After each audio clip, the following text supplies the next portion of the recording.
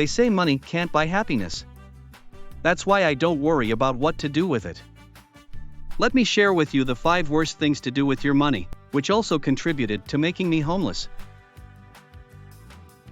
I will rank them in order, so you can easily do what I did, and live exactly like me. When a random email promises you'll become a millionaire overnight, just remember, the only one getting rich quick is the scammer.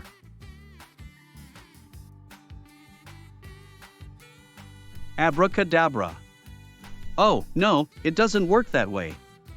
Swiping your credit card won't magically make your debt disappear, just the opposite.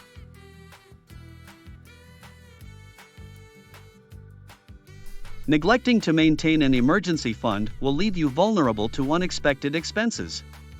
Without a safety net, you might resort to high-interest debt or liquidating assets at unfavorable terms.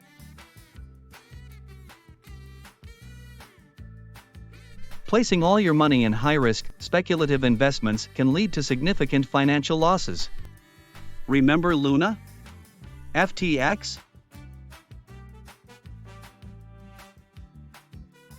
Spending more money than you earn is a surefire way to accumulate debt and financial stress.